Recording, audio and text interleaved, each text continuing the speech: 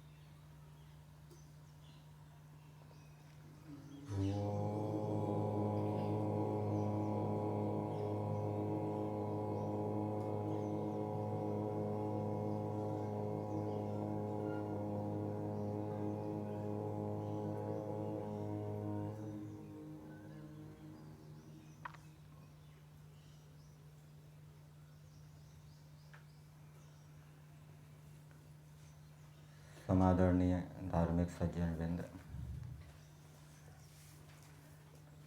ऋग्वेद के अंदर एक मंत्र है,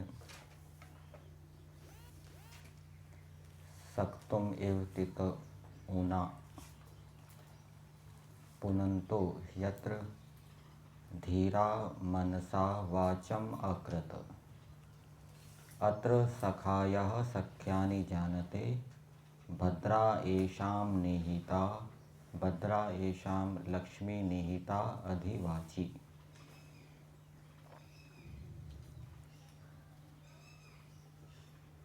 वाणी के विषय में बताया जा रहा है, जो परमेश्वर प्रदत्त वाणी का सदुपयोग करते हैं उनको क्या लाभ होता है। यहाँ पर मंत्र में तितऊ का दृष्टांत दिया है।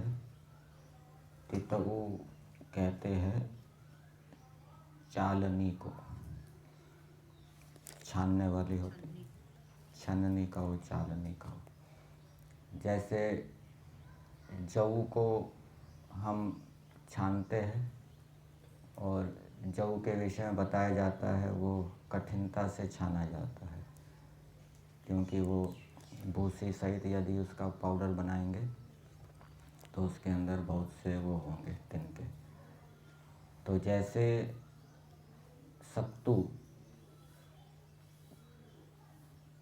पीसा हुआ जऊ, जऊ का पाउडर, उसको क्या कहते हैं, सत्तू। जैसे उसको चालनी के द्वारा शुद्ध किया जाता है और वो कठिनता से शुद्ध होता है, इसी प्रकार से धीरा मनसा वाचम अकृत,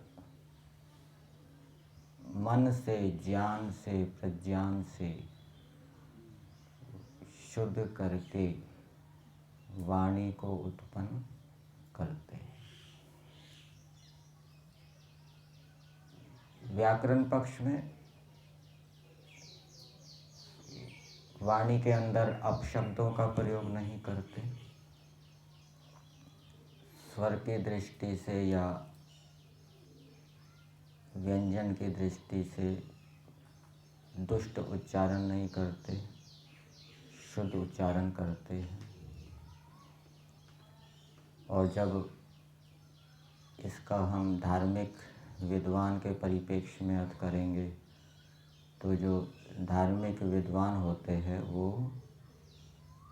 मन से, ज्ञान से वाणी को पवित्र करके उत्पन्न करते हैं। आपने एक श्लोक सुना होगा, सत्यार्थ प्रकाश के 5वें समोल्लास में आया है, सत्यपूतां वदेत वाचम, वस्त्रपूतं पिबेत जलम और मनःपूतं समाचरेत। सत्य से पवित्र करके वाणी को बोले। अर्थात जो धार्मिक विद्वान होते हैं वो इस प्रकार से वाणी को उत्पन्न करते हैं, वाणी का प्रयोग करते हैं जिससे कि दूसरे की हिंसा ना हो। सत्यपूताम, सत्य का संबंध किससे है? अहिंसा के साथ है। जब हम योग दर्शन के अंदर देखेंगे जहाँ 5 यमों का वर्णन है, अहिंसा, सत्य, अस्तेय, ब्रह्मचर्य और अपरिग्रह। आगे के जो 4 यम हैं अहिंसा से आगे, वो अहिंसा की पूर्ति के लिए ही है। अहिंसा का हम अच्छी प्रकार से उत्कृष्ट रूप से पालन कर सकें, उसके लिए ही सत्य आदि हैं। तो विद्वान लोग इस प्रकार से वाणी का प्रयोग करते हैं जिससे कि किसी की हिंसा ना हो। सत्य भाषण करते हैं। जिस भाषण से हिंसा हो रही है वो सत्य नहीं कहलाएगा, वो क्या कहलाएगा? असत्य। ये धार्मिक विद्वान के परिप्रेक्ष्य में अर्थ हो जाएगा। और व्याकरण वैयाकरण की दृष्टि से क्या हो जाएगा? वो शुद्ध उच्चारण करेगा। फिर आगे दिया है अत्र सखायः सख्यानि जानते।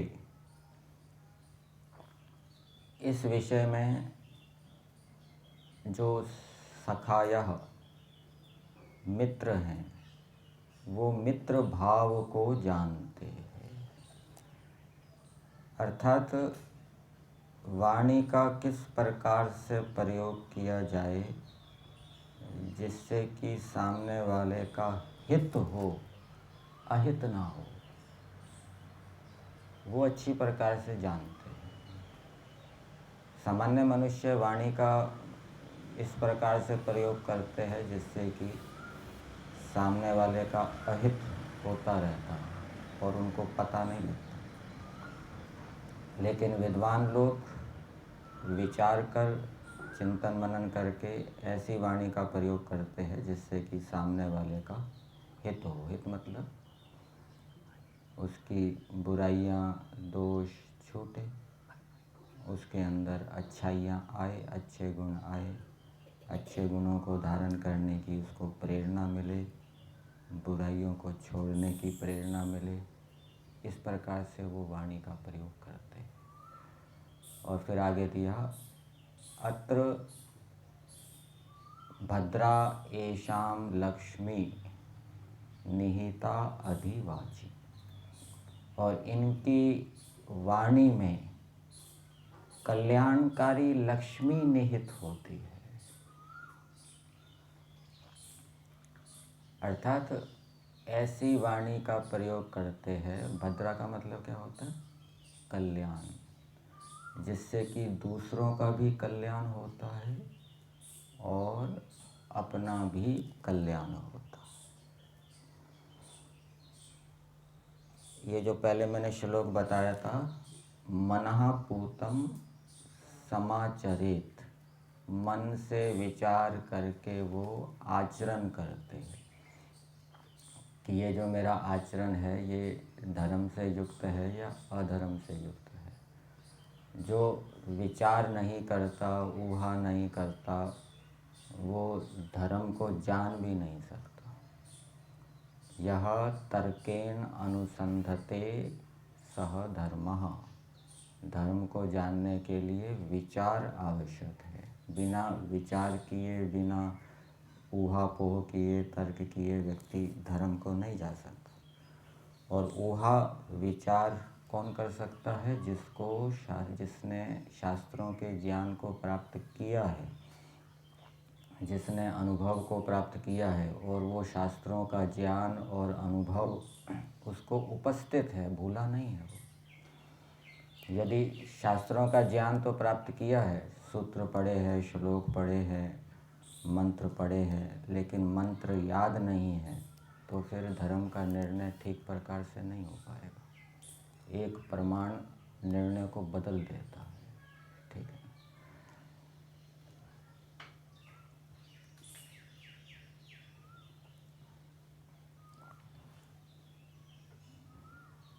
हम जीवात्मा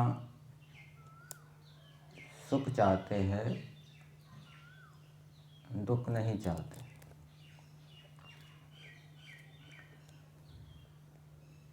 और दूसरों के प्रति भी हमें ऐसी भावना बनानी चाहिए कि दूसरे भी सुख को प्राप्त करें और दुखों से छूटें। और इसका संबंध हमारे व्यवहार के साथ भी है, वाणी के साथ भी। बहुत से दुख ऐसे होते हैं जिनको हम मन के माध्यम से बहुत बढ़ा देते हैं। उतना होता नहीं है, लेकिन मन के माध्यम से बहुत उसको बढ़ा देते हैं। जैसे हम संसार के अंदर देखते हैं, अनेक प्रतिकूलताएं आती है लोगों के सामने। कुछ व्यक्ति तो ऐसे हैं जो प्रतिकूलताओं के आने पर दुखी रहते हैं, दुखी होते रहते हैं। और कुछ व्यक्ति ऐसे हैं जो प्रतिकूलताओं के आने पर दुखी नहीं होते, अपने आनंद में रहते हैं। एक ने तो प्रतिकूलताओं को बहुत बढ़ा कर देखा, वो दुखी होता रहा। दूसरे ने उसका कोई विचार ही नहीं किया, वो अपने आनंद में है, वो जानता है तो प्रतिकूलताएं आती हैं। और मन का संबंध किससे है?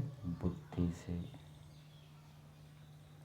बुद्धि को शरीर रूपी रथ का सारथी कहा गया है और मन को क्या कहा गया है? लगाम कहा गया है। जैसे सारथी के हाथ में लगाम होती है, इसी प्रकार से ये जो मन है ये किसके हाथ में है? बुद्धि के हाथ में। तो कुछ व्यक्ति तो दुख को मन के माध्यम से बहुत बढ़ा देते हैं और बहुत दुखी हो जाते हैं। दुख इतना होता नहीं है, लेकिन बहुत उसको बढ़ा कर देखते हैं। तो उनकी बुद्धि ने ऐसा निश्चय किया है, ऐसा निर्णय किया है, उनकी बुद्धि ठीक काम नहीं कर रही। और जिनकी बुद्धि ठीक काम करेगी वो दुख के आने पर उसको बढ़ा कर नहीं देखेंगे, जितना है उतना ही समझेंगे। और बुद्धि का संबंध किसके साथ है? हमारे कर्मों के साथ है। धियो यो नः प्रचोदयात्। परमेश्वर से हम उत्तम बुद्धि की प्रार्थना करते हैं, तो उत्तम बुद्धि की प्राप्ति कब होगी? जब हम अच्छे कर्म करेंगे। अब जैसे उदाहरण के लिए जीवन में बहुत सी घटनाएं होती हैं। बुढ़ापा आएगा,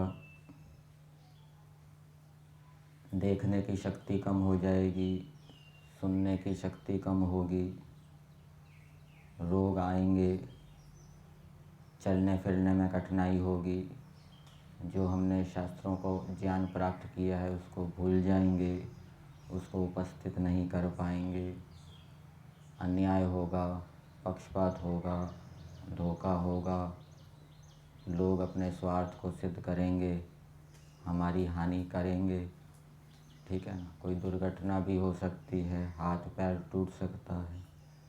ये ऐसी घटनाएं हैं जो जीवन के अंदर आगे इनकी संभावना है।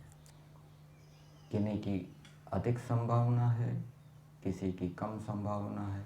और कुछ घटनाएं तो होगी ही, आएगी ही, उनसे बच नहीं सकते। मृत्यु आएगी, मृत्यु से बच नहीं सकते। बुढ़ापा आएगा, बुढ़ापे से बच नहीं सकते। तो जो मनुष्य इन घटनाओं के विषय में पहले से तैयारी कर लेता है, वो फिर घटनाओं के उपस्थित होने पर दुखी नहीं होता। जैसे मान लीजिए आपको यात्रा करनी है लंबी, 1-2 दिन की यात्रा है रेल के माध्यम से, और उसमें क्या क्या कठिनाइयाँ होगी वो आपने पहले विचार कर लिया कि भोजन घर का नहीं मिलेगा, बैठे रहना पड़ेगा, और अकेले जा रहे हैं तो और समस्या आएगी, सामान की सुरक्षा करनी पड़ेगी, ठीक है ना। स्नान आदि में बाधा होगी, भ्रमण आदि नहीं कर पाएंगे, स्नान आदि नहीं कर पाएंगे, व्यायाम आदि नहीं कर पाएंगे, स्वाध्याय आदि करने में बाधा होगी, और अनेक प्रकार के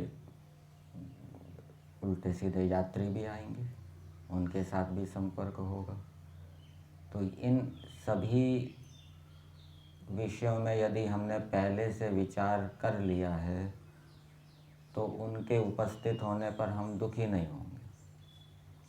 और फिर पहले से विचार करने पर कुछ उपाय भी हम ढूंढ लेंगे कि भाई ये समस्या आएगी, व्यायाम नहीं मिलेगा करने को, चलो इस प्रकार से व्यायाम कर लेंगे, ठीक है ना। स्नान आदि करने को नहीं मिलेगा, कोई बात नहीं, थोड़ा कम भोजन कर लेंगे, कम भोजन करने से शरीर से गंदगी आदि कम निकलेगी, स्नान की फिर इतनी आवश्यकता नहीं होगी। तो पहले से हम क्या है उपाय कर लेते हैं। भोजन नहीं मिलेगा तो घर से बना कर ले जाते हैं, चलो वहाँ पर भोजन कर लेंगे, अथवा किसी स्टेशन पे हमारा कोई परिचित है तो उसको पहले से सूचना दे देंगे, भाई हमारी गाड़ी यहाँ पर आने वाली है तो हमारे भोजन को पहुँचा देना वहाँ पे। तो पहले से हम उपाय कर लेते हैं, सोच लेते हैं। तो इसी प्रकार से जीवन के अंदर जो घटनाएं आएगी, अन्याय होगा, पक्षपात होगा, लोग अपना स्वार्थ सिद्ध करेंगे, अन्याय करेंगे, ठीक है। रोग आएंगे, बुढ़ापा आएगा, हमेशा अनुकूलता नहीं रहेगी, अपमान होगा, निंदा होगी। तो जो पहले से ही विचार कर लेता है तो फिर वो इन घटनाओं के होने पर ये नहीं विचारता अरे ये कैसा हो गया, दुखी नहीं होता। जितने भी संबंध हैं वो हमेशा बने नहीं रहेंगे, मर जाएंगे, कोई ना कोई व्यक्ति मरेगा, संबंध टूटेंगे, इस प्रकार से। अब यदि ये हमें अनिवार्य दिखने लग जाता है, ये बात हमें यदि समझ में आ जाती है कि ये तो होगा, तो फिर हम दुखी नहीं होंगे। परंतु विचार करने के साथ साथ 2 चीज़ें और भी आवश्यक हैं। हमने 3 बातें सुनी है, ज्ञान, कर्म और उपासना। एक व्यक्ति तत्व ज्ञान के ऊपर विचार तो कर रहा है, अनिवार्यता को समझने के लिए, वास्तविकता को समझने के लिए, परंतु वो ईश्वर की उपासना नहीं करता। तो ईश्वर की उपासना ना करने से उसको वो जो बात है जो अनिवार्य होने वाली है वो समझ में नहीं आएगी, उसका बोध नहीं होगा, ईश्वर की ओर से उसको ज्ञान विज्ञान नहीं मिलेगा, सहायता नहीं मिलेगी। ईश्वर की उपासना करने से क्या लाभ होता है? एक तो हमारी प्रवृत्ति अच्छे कार्यों में होती है, बुरे कार्यों में नहीं होती, क्योंकि ईश्वर अच्छे कार्य करता है, बुरे कार्य नहीं करता। ईश्वर की उपासना करने से हमारे अंदर कृतज्ञता का भाव आएगा, ईश्वर के उपकारों को हम जानेंगे, और कृतज्ञता का भाव आने से ईश्वर के प्रति प्रेम उत्पन्न होगा, और जब हमारा ईश्वर के प्रति प्रेम होगा और प्रेम पूर्वक हम उसकी आज्ञाओं का पालन भी करेंगे, तो ईश्वर से हमें क्या है, विज्ञान मिलेगा। और वो जो विज्ञान है वो उन घटनाओं को, जो घटनाएं जीवन के अंदर आने वाली है, उनको समझने में वो सहायक हो। और यदि हम ईश्वर की उपासना नहीं करते, ईश्वर के प्रति प्रेम नहीं है, ईश्वर के गुणों को धारण नहीं करते, तो हम कितना ही विचार कर लें तत्व ज्ञान उत्पन्न करने के लिए कि ऐसा ऐसा होगा, ये होगा, कितने हेतु तर्क प्रमाण दे दें, लेकिन ईश्वर की ओर से सहायता नहीं मिलेगी तो वैसा ज्ञान प्राप्त नहीं होगा जो हमें दुखों से बचा सके। दूसरा, कर्म। ये कर्म, उपासना और ज्ञान एक दूसरे के पूरक हैं, पोषक हैं, पूर्ति करने वाले हैं। ईश्वर की उपासना तत्व ज्ञान का पोषिका है, पूर्तिका है, उसको पुष्ट करने वाली है। और कर्म, कर्म भी कौन सा? सकाम कर्म नहीं, निष्काम कर्म। निष्काम कर्म भी तत्व ज्ञान का पोषक है, पुष्टि करने वाला है। यद्यपि निष्काम कर्म मुक्ति में सीधा सहायक नहीं है। ईश्वर की उपासना मुक्ति में सीधी सहायक नहीं है। सीधा सहायक कौन है? ज्ञान। लेकिन इसका मतलब ये नहीं है कि ज्ञानान मुक्ति कह दिया कि तो हम ज्ञान में ही लगे रहें, उपासना और निष्काम कर्मों को छोड़ दें। वो जो उपासना है और निष्काम कर्म है वो तत्व ज्ञान की उत्पत्ति में सहायक है। उसके बिना तत्व ज्ञान उत्पन्न नहीं हो पाएगा, वो अनिवार्य है। तो जब हम निष्काम कर्म करते हैं, कोई भी हम कर्म कर रहे हैं, यदि हम निष्कामता से करेंगे तो उससे क्या लाभ होगा? उससे हमारा अंतःकरण शुद्ध होगा। सकाम कर्म करेंगे तो उससे हमारा अंतःकरण मलिन हो जाएगा, राग द्वेष से युक्त हो जाएगा। और फिर ऐसी स्थिति भी आ सकती है कि हम गलत कार्य भी कर दें सकामता के कारण।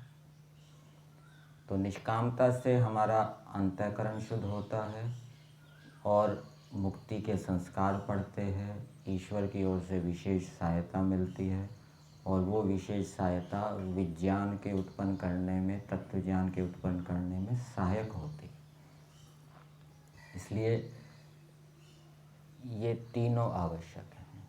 फिर एक जगह सांख्य दर्शन के अंदर बताया कि ज्ञान का किसी के साथ समुच्चय और विकल्प नहीं है।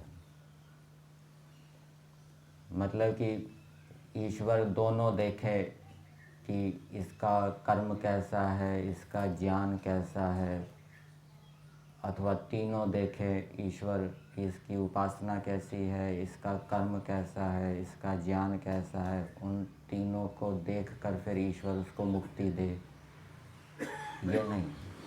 ईश्वर क्या देखेगा? इसका ज्ञान कितना है। जैसे सेना में, पुलिस आदि में ऊंचे पद पर जो नियुक्तियां होती है उसमें फिजिकल टेस्ट भी होता है और मेंटल टेस्ट भी होता है। ठीक, तो वहाँ पर दोनों देखा जाता है। केवल फिजिकल टेस्ट से एंट्री नहीं हो जाएगी, फिजिकल टेस्ट में पास हो गया तो। केवल मेंटल टेस्ट से एंट्री नहीं हो जाएगी, उसने मेंटल टेस्ट में पास हो गया तो। दोनों देखने पड़ते हैं। इसी प्रकार से ज्ञान से ही मुक्ति होगी। ईश्वर केवल ज्ञान देखेगा, ज्ञान, कर्म और उपासना तीनों को नहीं देखेगा, अथवा ज्ञान और कर्म दोनों को नहीं देखेगा, वो केवल ज्ञान को देखेगा। लेकिन उस ज्ञान अथवा तत्व ज्ञान की प्राप्ति में सहायक वो दोनों बनते हैं। कौन कौन से? उपासना और निष्काम कर्म। हम एक श्लोक सुनते हैं मनुस्मृति का। व्यक्ति अज्ञान के कारण कैसे दुखी होता है। कोई व्यक्ति अधर्म से धन कमा रहा है, भवन बना रहा है, गाड़ियाँ बना रहा है, खरीद रहा है, दूसरा व्यक्ति उसको देखकर दुखी हो। क्यों दुखी हो रहा है?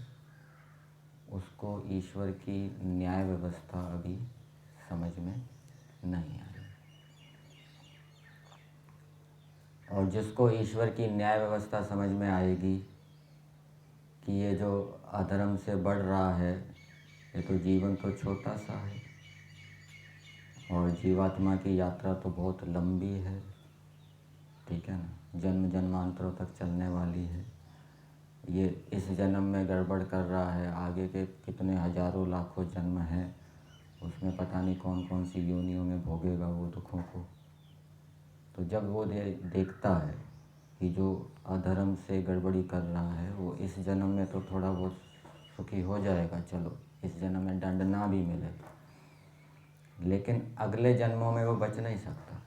ईश्वर पेड़ पौधा, पशु पक्षी, कीट पतंग, जीवाणु कीटाणु पता नहीं कैसी कैसी योनियों में भेजेगा और करोड़ों वर्षों तक वो दूसरी योनियों में भटकता रहेगा, उसको मुक्ति प्राप्ति का अवसर ही नहीं मिलेगा, मनुष्य जन्म ही नहीं मिलेगा। जब ये समझ में आता है तो फिर व्यक्ति दूसरे को देखकर फिर ईर्ष्या नहीं करता जो गड़बड़ कर रहा है। ईश्वर क्षतिपूर्ति करे, किसी ने हमारी हानि की है तो इसको एक उदाहरण से समझ सकते हैं। जैसे मान लीजिए किसी व्यक्ति ने किसी की जेब काट ली और उसको 10,000 रुपये मिल गए और 10,000 रुपये मिलने के बाद वो बढ़िया बढ़िया सामान खरीद रहा है। अब जिसने देखा है उसको ये भी पता है कि ये पुलिस वाले की नज़र में आ चुका है, पुलिस वाले ने भी उसको देख लिया है और पुलिस वाला उसको देख रहा है ये कहाँ कहाँ जा रहा है। तब उसको पता है कि अब ये पुलिस वाला इसको पकड़ लेगा, डंडे मारेगा, जेल के अंदर डालेगा। तो उसको उसका जो सुख है वो कैसा दिखाई दे रहा है? क्षणिक दिखाई दे रहा है, थोड़ी देर का सुख है वो, उसने जेब काट ली, सामान खरीद लिया। अथवा इसको दूसरे उदाहरण से समझ सकते हैं। जैसे स्कूलों के अंदर, कॉलेजों के अंदर विद्यार्थी पढ़ते हैं, पढ़ाई का काल कितना है, उसके बाद ले लो आप 8वीं के बाद ले लो, 8वीं से लेकर जब तक कोई नौकरी नहीं करता, व्यापार नहीं करता, 10, 11, 12 साल जितने भी हैं, एक विद्यार्थी तो मेहनत नहीं करता, ठीक है ना, आनंद में रहता है, मज़े में रहता है, कोई नियम अनुशासन का पालन नहीं करता, कोई तपस्या नहीं करता, परीक्षाओं में कोई पुरुषार्थ नहीं करता, तो उसका क्या भविष्य होगा? फेल होगा, 10वीं भी पास नहीं कर पाएगा, मजदूर बनेगा, रिक्शा चलाने वाला बनेगा, तो उसका जीवन कैसा सुखी होगा? अभाव रहेंगे, कष्ट रहेंगे, सम्मान नहीं होगा, ठीक है ना, उसका सारा जीवन बिगड़ गया। और दूसरे ने मेहनत की, मेहनत करके वो इंजीनियर बन गया, विदेशों में चला गया, बड़ी नौकरी मिल गई, बहुत सुविधाएं मिली, सम्मान हुआ, तो उसका सारा जीवन सुधर गया। तो जो गड़बड़ करने वाला है वो उस विद्यार्थी के समान है जिसने मेहनत नहीं की, उसका भविष्य बिगड़ गया। ये वर्तमान जीवन का भविष्य भी बिगड़ गया, आगे का भी।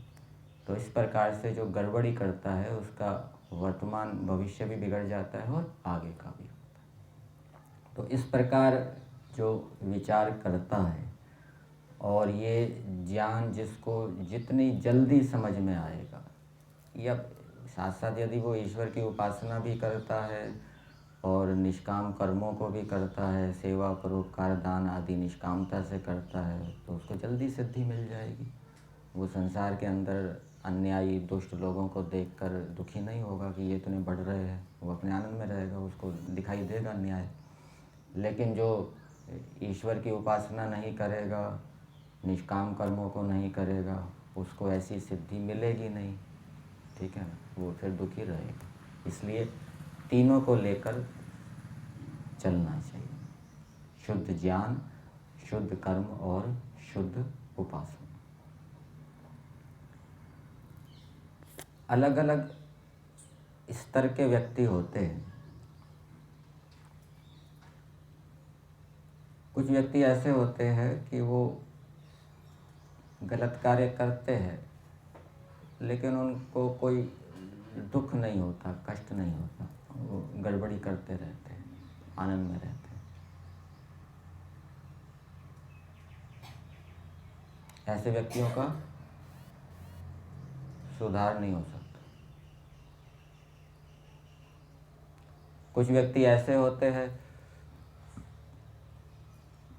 थोड़ा सा गलत कार्य होते ही वो इतने दुखी हो जाते, अरे मैंने इतना साधना की, तपस्या की, फिर भी मैं ऐसे कर्मों को करता हूँ। वो इतने दुखी, हताश, निराश हो जाते हैं। उनका भी कल्याण नहीं हो सकता। और कुछ व्यक्ति ऐसे होते हैं जो गलत कार्य कभी कभी हो जाते हैं तो दुखी होते हैं, ग्लानि, खेद करते हैं, प्रायश्चित करते हैं, दोबारा से अच्छे कार्य करने के लिए संकल्प लेते हैं, तो उनका सुधार हो सकता है। अब प्रश्न ये है,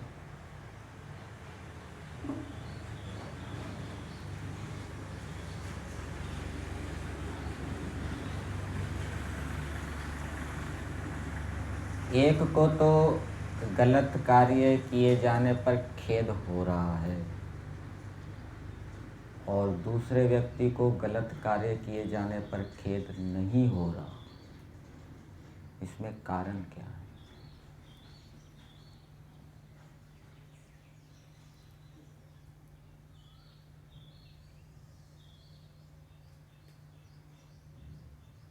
उसका मन पवित्र है, ईश्वर की आवाज सुनता है, ईश्वर से जुड़ा हुआ है और एक ईश्वर से दूर है।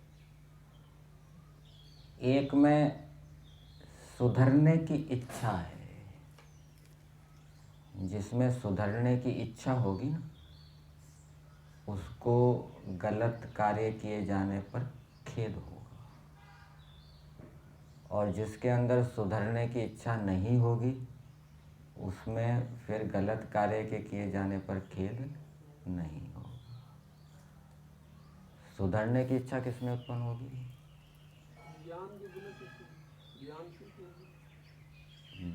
बहुत से मनुष्य है, वो बहुत सुनते हैं, पढ़ते हैं, बहुत ज्ञान प्राप्त करते हैं, फिर भी वो सुधरना नहीं चाहते। क्योंकि श्रद्धा नहीं ज्ञान के प्रति, सत्य धारण नहीं करते। वो ज्ञान प्राप्त करके भी सुधरना नहीं चाहते। ज्ञान बौद्धिक स्तर पर जानते हैं। एक में सुधरने की इच्छा हो रही है, एक में सुधरने की इच्छा नहीं हो रही। इसमें कारण क्या है? ये भी ईश्वर की कृपा से होता है। जिसके अच्छे कर्म फलीभूत हो रहे हैं, ईश्वर उसको अच्छे कर्मों का फल दे रहा है, तो उसमें सुधरने की इच्छा उत्पन्न होगी। हम रात्रिकालीन मंत्र में बोलते हैं ना, तन्मे मनः शिव संकल्पमस्तु। मेरा मन शुभ गुणों को धारण करने की इच्छा वाला होकर अशुभ गुणों से पृथक रहे। मेरा मन धर्म की इच्छा करके अधर्म से पृथक रहे। प्रार्थना तो कर रहे हैं, लेकिन प्रार्थना के साथ साथ हमारे अच्छे कर्म भी होने चाहिए, तब ये ईश्वर इच्छा उत्पन्न करेगा। ठीक, ईश्वर की ओर से भी प्रेरणा मिलती है जिससे कि वो सुधरने की इच्छा उत्पन्न होती। तो इस प्रकार से हमें ईश्वर की कृपा प्राप्त हो, ईश्वर की उपासना करते रहना चाहिए। साथ साथ में हम निष्काम कर्मों को करेंगे तो उससे हमें शीघ्र ही जो संसार की वास्तविकता है वो समझ में आएगी। और संसार की वास्तविकता के समझ में आने पर जो अप्रत्याशित घटनाएं होती है उनसे हम प्रभावित नहीं होंगे। यहीं तक।